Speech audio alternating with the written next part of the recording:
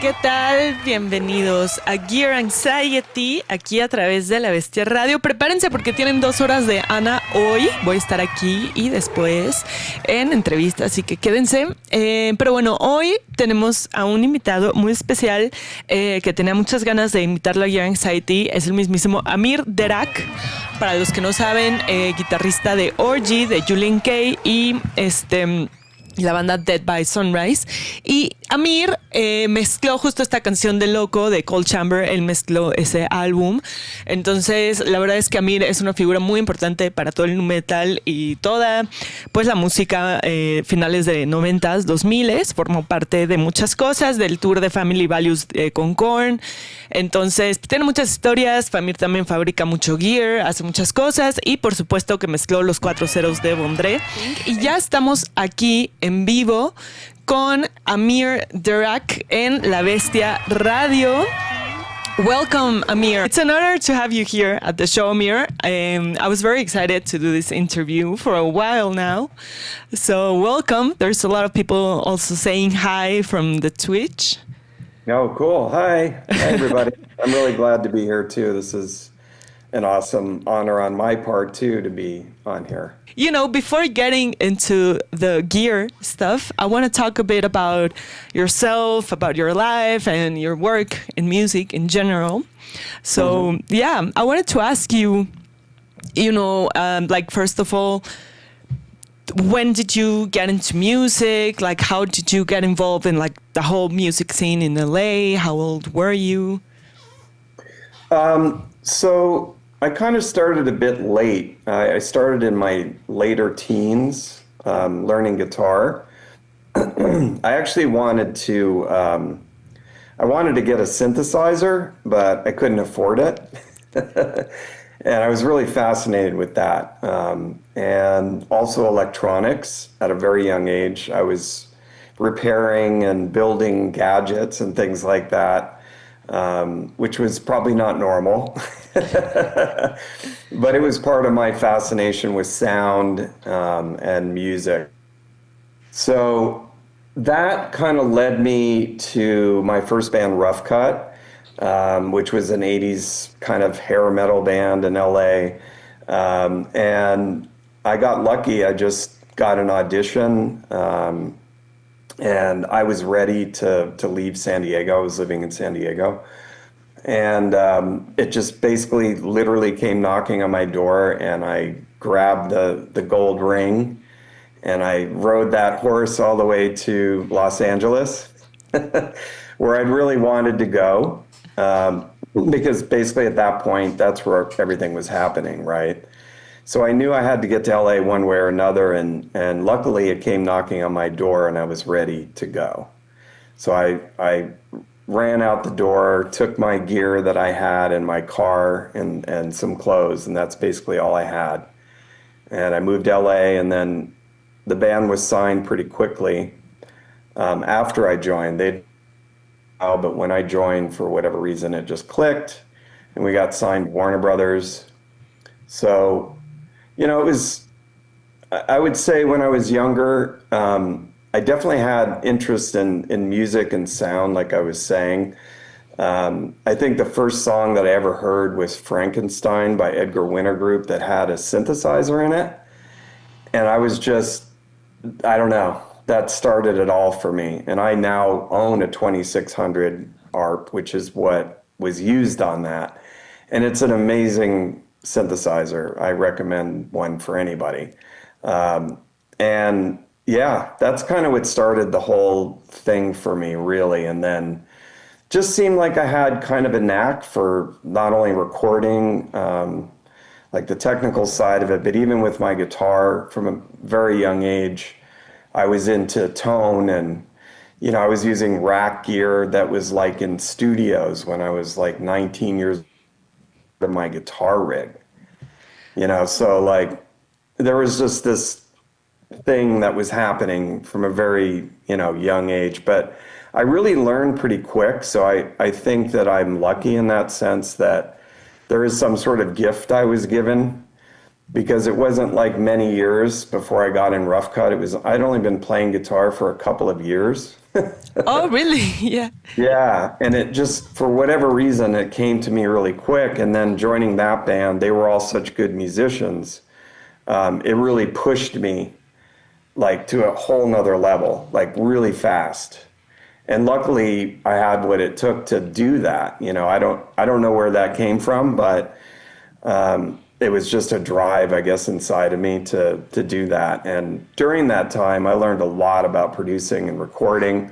I was fortunate enough to work with some of these huge producers and engineers, and they were all very gracious and happy to show me how everything works and what this knob does and what that machine does. And, you know, I was just like a sponge.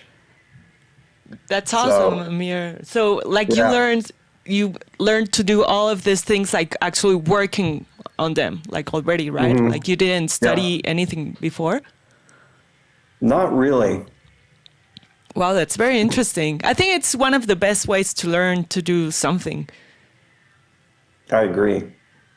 Wow, that's very cool, Amir. And how was like the LA scene back then?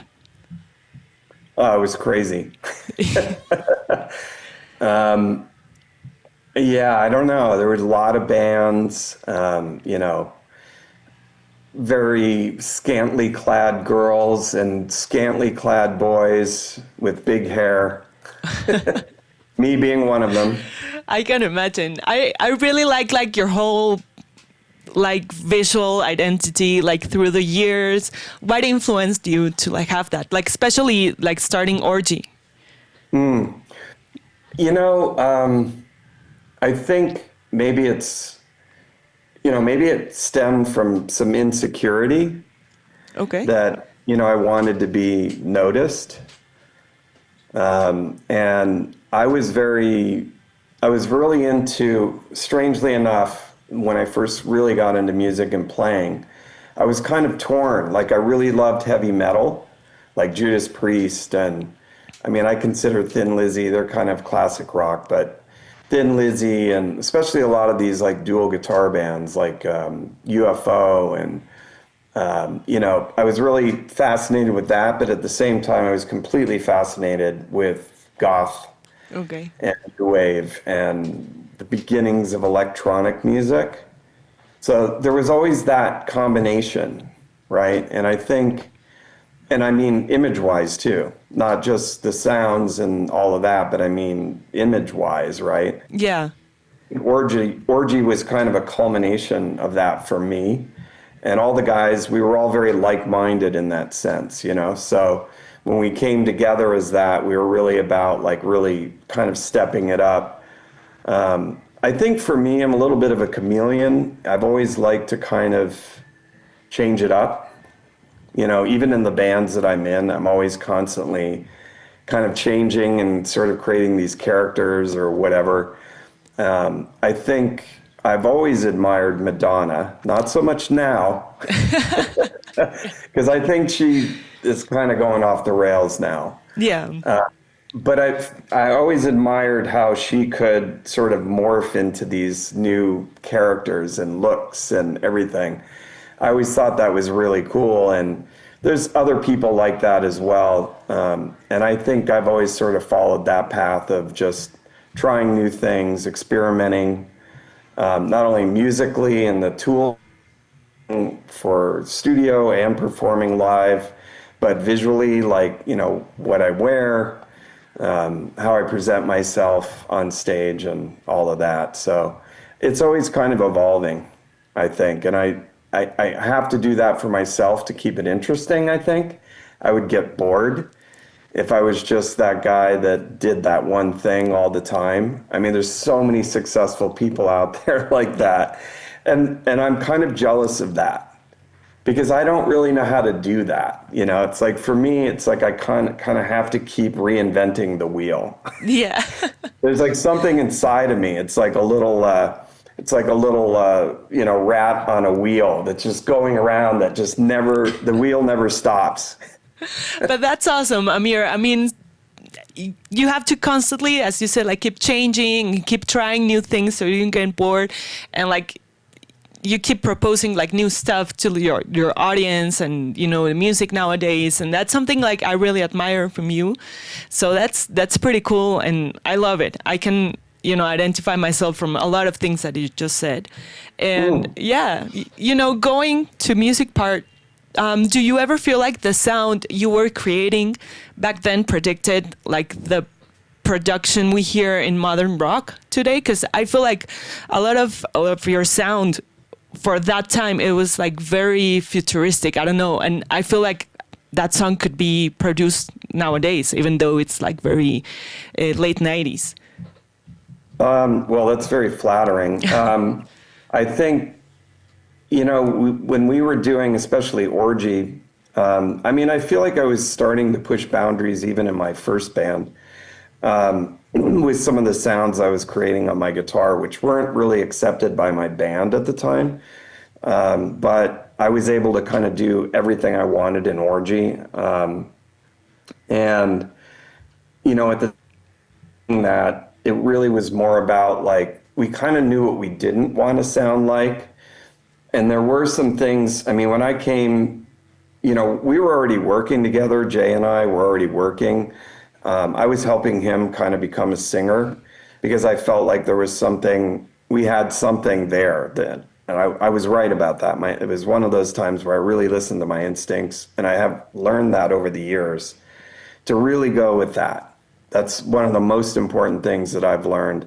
So whatever your gut's telling you, don't second guess it, just do it. Like everybody gets that feeling, but then they go and they start doing all these other things and they overthink it and blah, blah, blah. And it's just like, whatever that initial thing is, just roll with it. And, in that band, that's kind of what we did. Everything was very instinctual. I think we were drawing on a lot of the roots of everything that we, all of our influences, across the board, so many different things. Everything from, Slayer to Duran Duran and, everything in between. So, we didn't really know that, but at the time, like I said, we just really wanted to create something different. And I knew, like, for me to come and do guitar as part of the project that we were doing, I thought I was just going to be the producer, to be honest, initially. That's what I was planning on doing. I was sort of just producing it. Okay, Orgy. You were just producing Orgy? Like in the very, very, very beginning. But I was playing on it too, don't get me wrong. Yeah. But, and writing and all of that. But, my thought was I didn't want to just play guitar again. Like I was kind of bored of it. And I had, that word comes back a lot.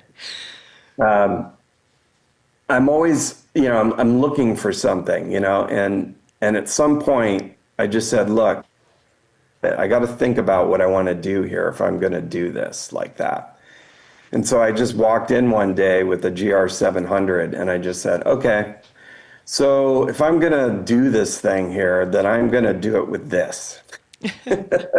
And they saw it and they were just like, oh, okay, yeah, whatever you want to do with that, cool. They never even heard it. Okay. Until then, and then I started using it on some of the original demos that we were doing, and they started to hear the sounds that I was creating with that in a very unconventional way.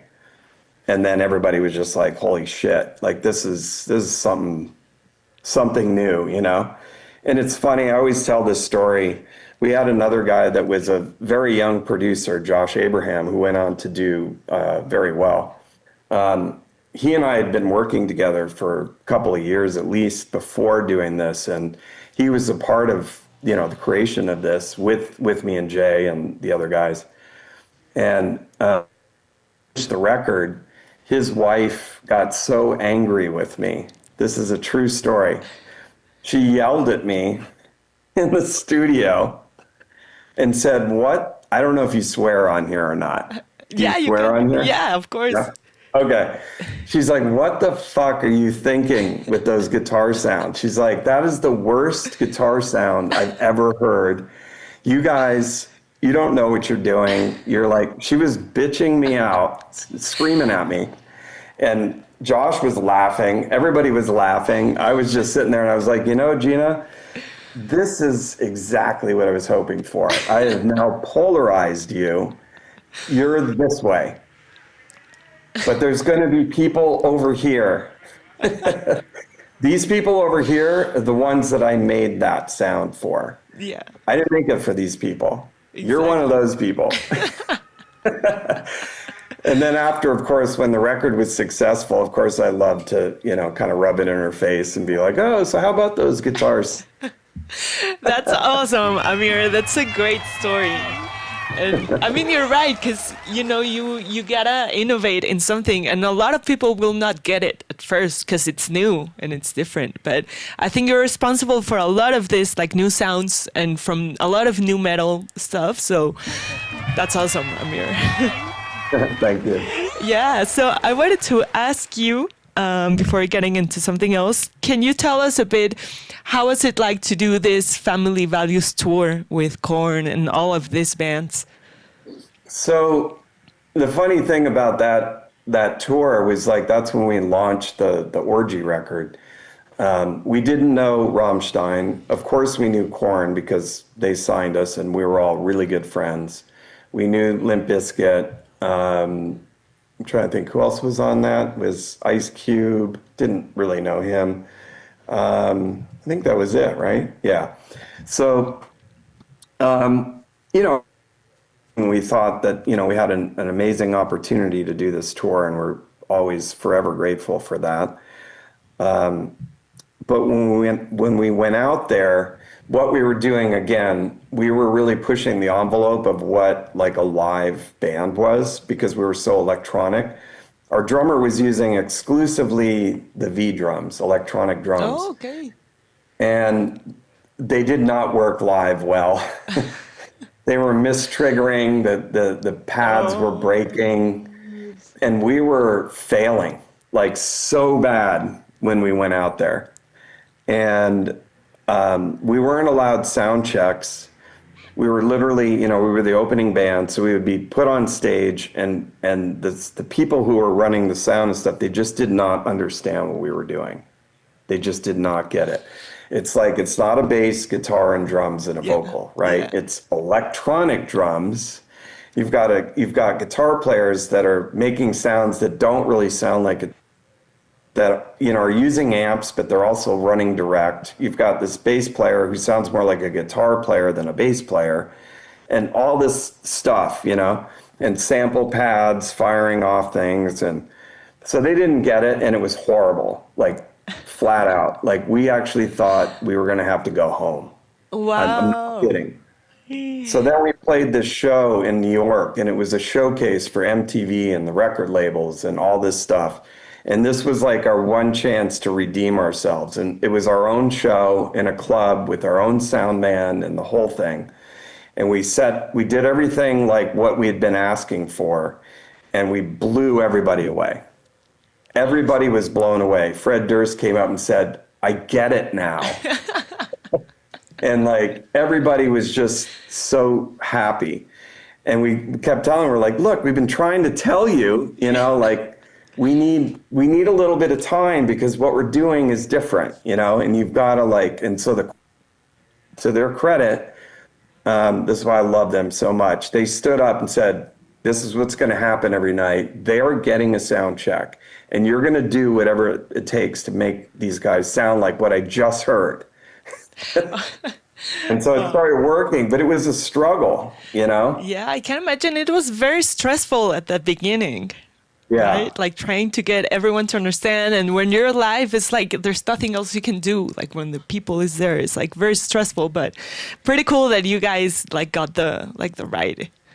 And nobody knew who we were. So it was very difficult to, we didn't sound like anything. So people were probably just like scratching their heads like, what is this?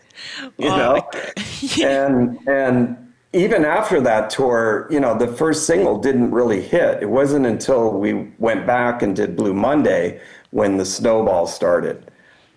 And then after that, people understood what we were doing, and then it just blew up. That's crazy, Amir. When you released that record, it was released under Like I understand you were signed to like a Korn label, Yes. right? They had a Yes. label. Okay.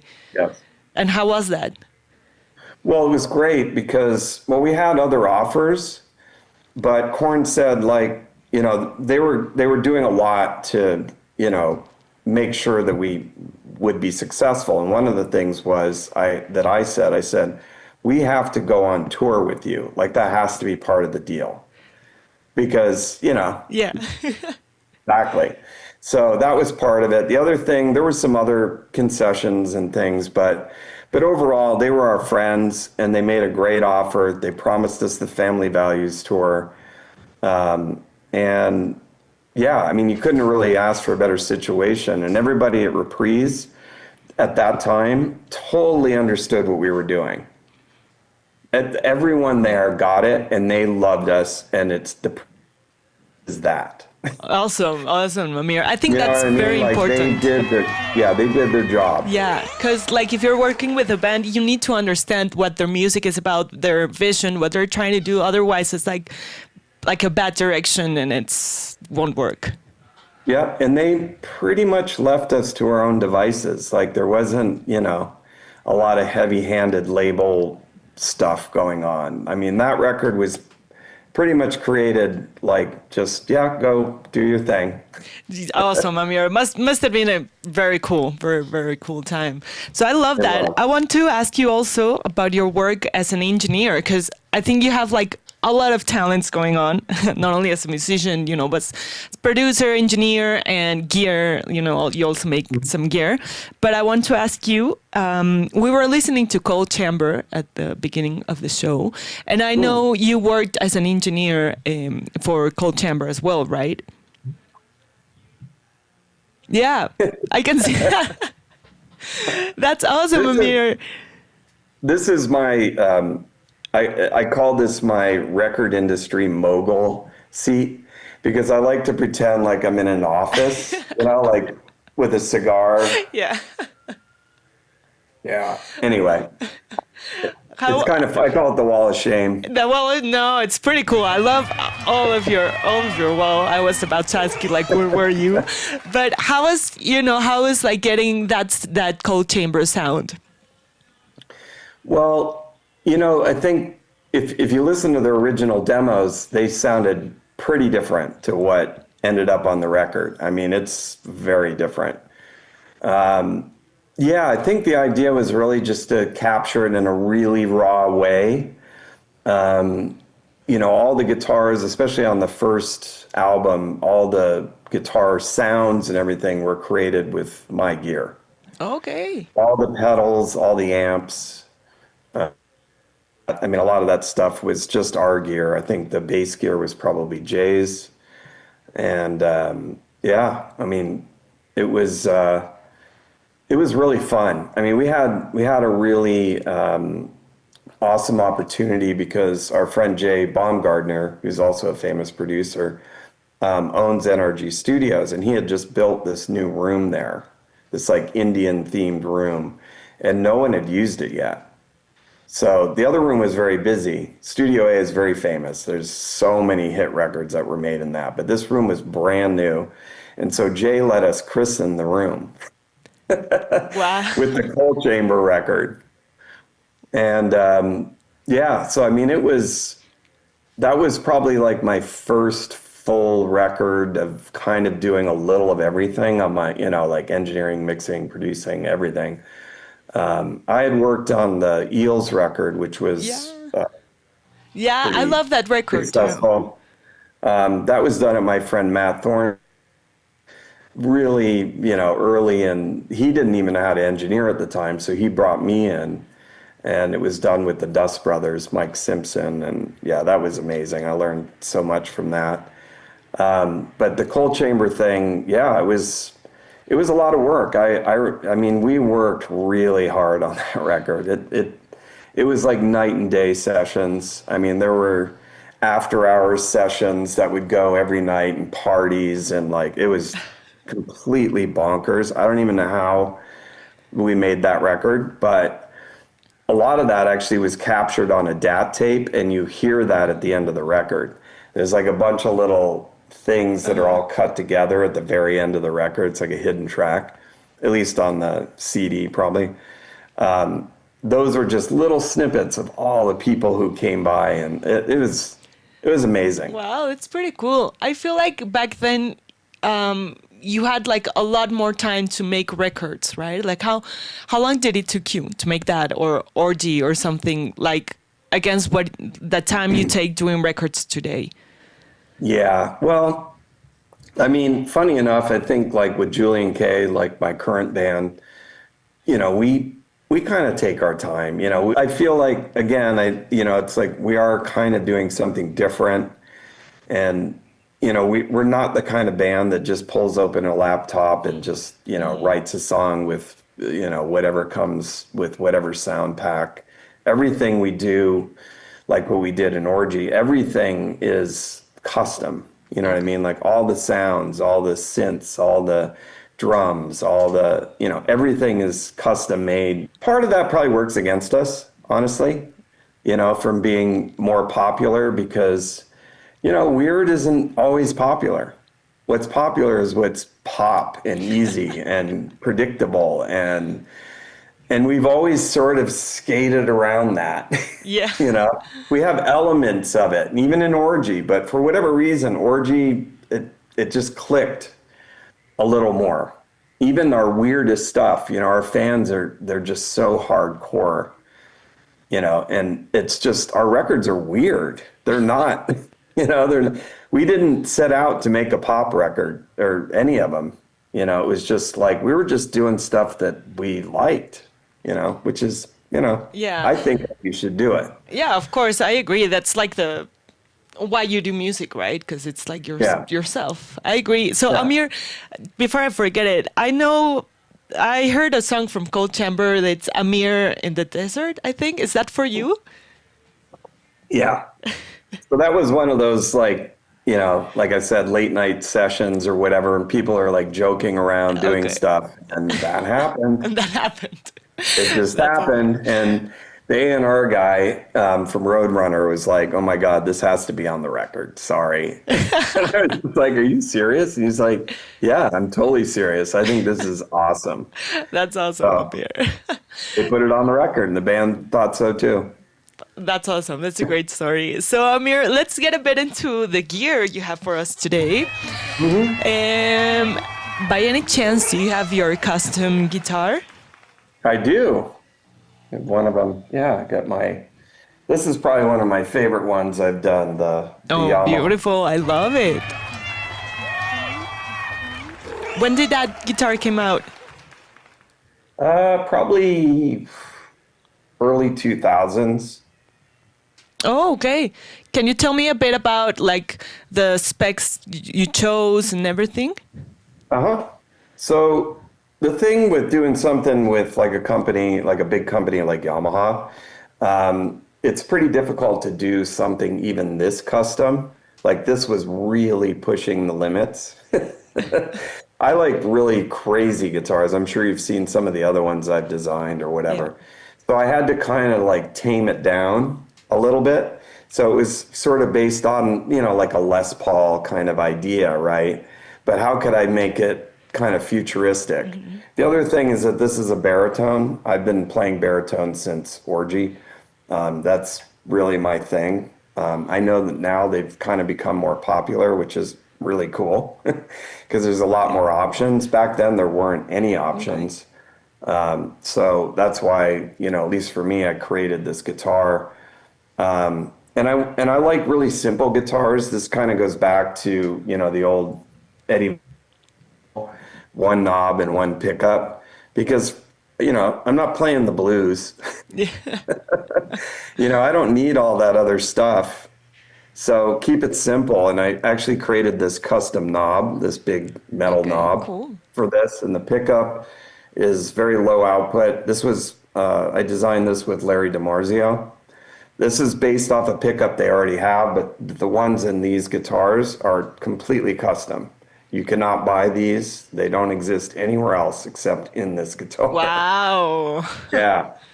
Very and cool. Like I wanted to do barcode inlays So this is pretty unique. I don't think anybody's, well, maybe now they have, but I mean, at that time, I don't, but yeah, it's, I'm trying to think. I think it's an alder body with a maple neck. Awesome. Very simple, overall very simple. Oh yeah, we also did these custom tuning pegs, Oh, yeah. Cool. which look like the LSR ones, but these work way better. Okay. But I like these barrel type knobs. It's a very cool guitar. Can still people buy that guitar? No, there No. were only, I think, about 75 or 100 of them made back then. And they came in two colors, like this really, really dark blue that looks black Okay. and this gray color. And yeah, I mean, if you can find one, snatch it up because they're pretty rare. I can imagine. Awesome. Great guitar, Amir. Very cool that you have your custom guitar. I saw a couple of pedals reflected on the guitar. Can we run look at you. through them? We have a couple of minutes left, but I would love Okay. to see some of them. Yeah, we can run through them pretty Yeah. quick. So my thought was I would just show you like 10 pedals that I use, regular. Yeah. Still. And they're all distortion. There's no effects pedals here. I just wanted to show like all the different distortion pedals. So the obvious one, Yeah. Love it. yeah, this never goes away. I mean, I've been using this since the Orgy days. So that's an obvious one. It's a great pedal. This one might not be so obvious. Okay. The harmonic percolator. These are pretty rare. These things, they just have a sound all to themselves. You have to try it. Okay. It's a fuzz pedal, but yeah, I don't know. It just has a really unique sound.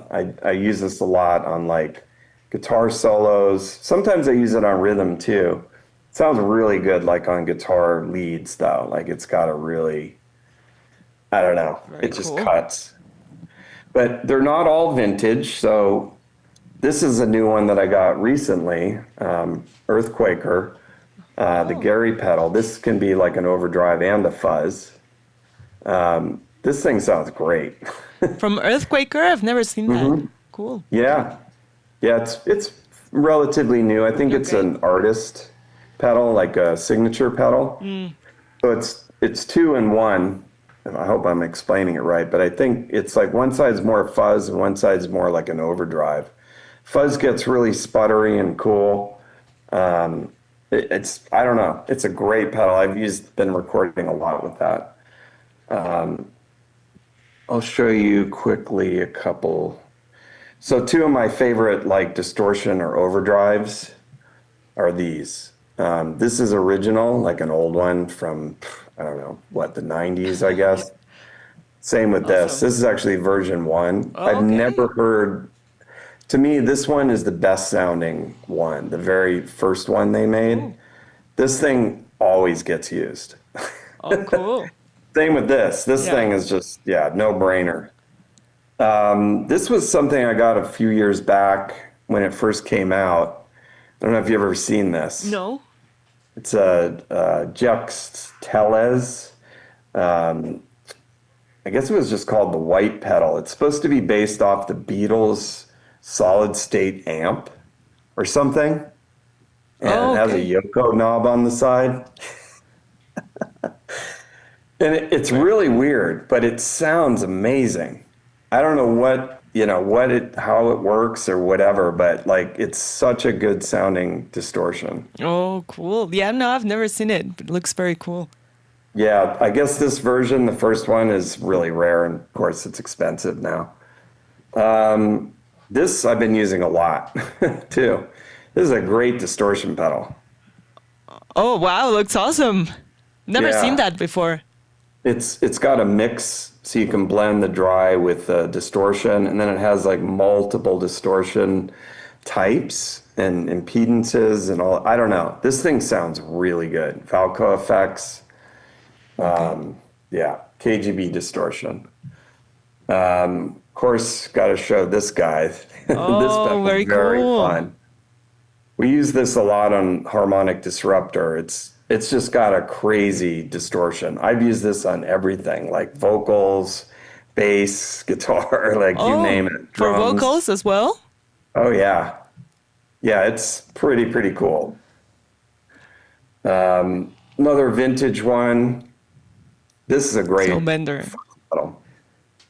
You Awesome. can't get these anymore. This is an original one. That's awesome. And I've had this since the Orgy days. Oh, very cool. These are great. Yeah.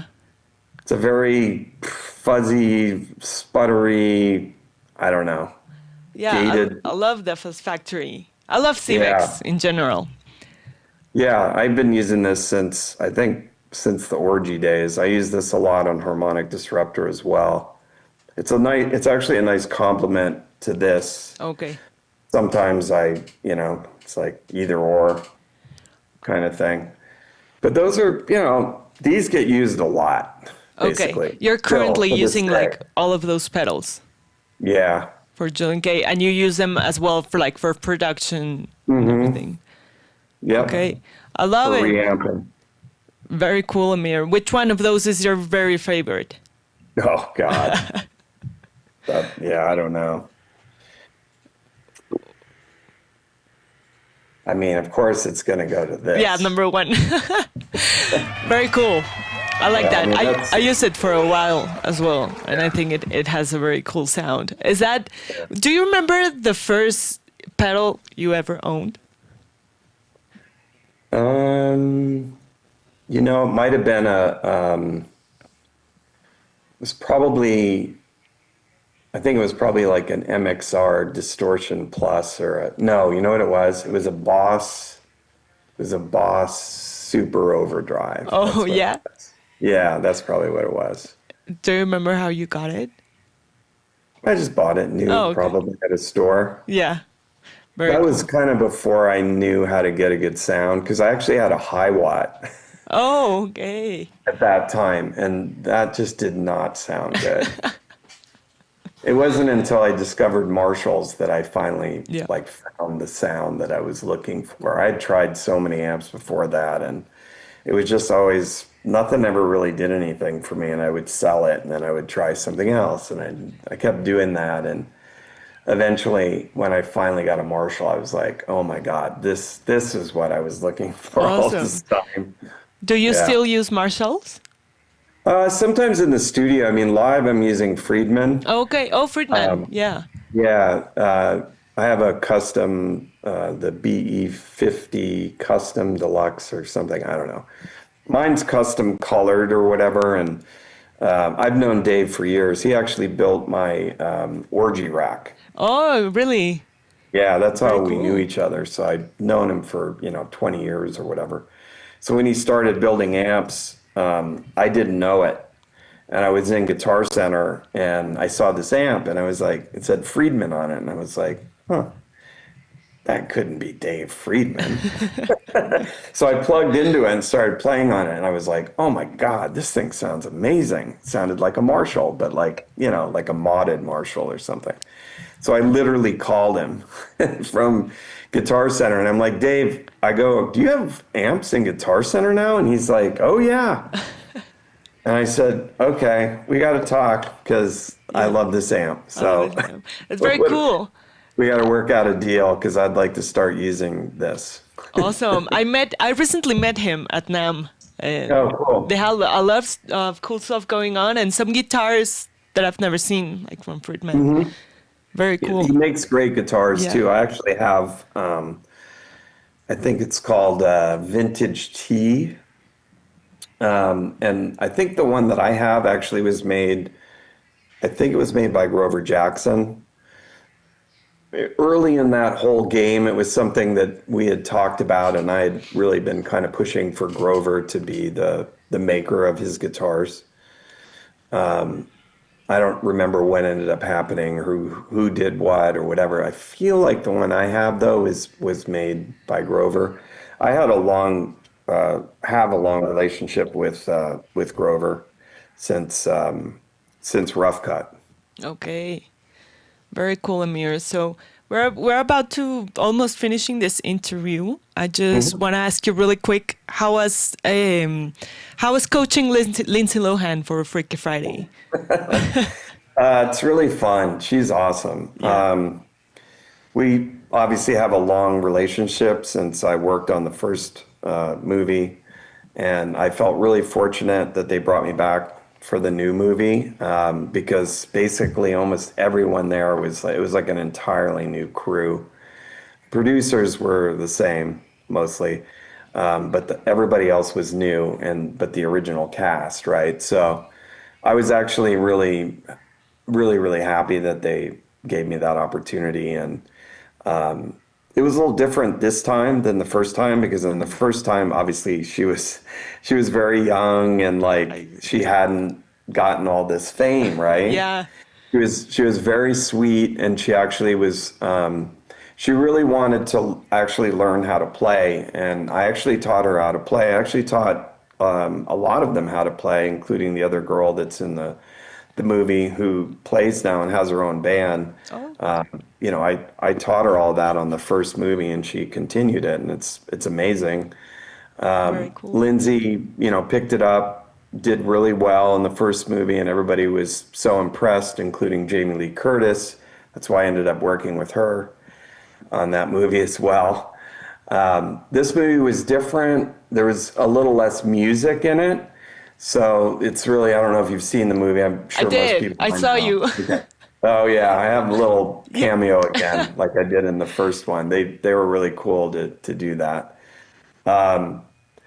Yeah, so the music was really more at the end, right? So it was all about this big finale piece mostly, right? Although there's a little, thing here or there. Like in the beginning, she's kind of playing a little bit. So it was just the whole thing was way bigger, you know? Yeah. So it was tricky because the movie was bigger too, and getting time with her, being the star that she is, wasn't as easy as it was on the first movie. But she and I worked really hard, especially towards the end, to make sure that what she was going to do in that part would work. And that's all her. Like she definitely she's amazing. Awesome, Like Amir. she really. I'm always impressed with actors, especially her, working with her and watching her, how, I guess it was tricky. The difference in this movie to the first one was I sort of had to redo how I taught her for this one Okay. than the first one because we didn't have as much time. So, and I learned actually a new way to coach Oh, because cool. so I'm really grateful to them for that opportunity because now I have multiple ways to do Yeah. coaching for Awesome, movies. Amir. Yeah, I bet you learned a lot, but that's pretty cool, Amir. So, any plans of Julien-K coming to Mexico City? It's been talked about, but we just have to find the right connections to make Okay. that happen. We're going to Europe this weekend. Yeah. We're going to be playing in the United Kingdom and Ireland with Lord of the Lost, which is really cool. So that's pretty much going to be it until the end of the year. We have like a really special show for New Year's Eve at Bar Awesome. Sinister here in LA. And there's going to be some really cool stuff happening. It's one of those things that I will tell our sort of hardcore fans. They should probably fly in for this one. Yeah. Oh, so it sounds like it's gonna be fun. Yeah. Awesome, Amir. Well, thank you so much for being here with me in your anxiety. Like, I feel like I could talk with you a lot more, but there's another show coming. But thank you so much for taking the time of joining me because I know you're busy, you're between tours and everything. And, it was an honor to have you here. I'm very fan of all of your work. And, Oh, thank you. And so. we didn't even talk about all the stuff I do with you No, guys. I know. We didn't even talk about that. I had like a lot of things I still wanted to talk about, but we'll do it in another moment. And Yeah. I'll try to look for someone that can bring Julien-K to Mexico because I want to have you Yeah. guys here at La Bestia. And I don't know, hopefully we can, see in a tour. It's very bad that you just like finished your West Coast tour, so I know, we're just missing each other. It's crazy. It's crazy, Amir. But, thank you so much for taking this time. And yeah, we'll keep working on stuff together. Cool. Yeah. Sounds good to me. Thank you, Amir. Have a great day. You too. Bye. Take care.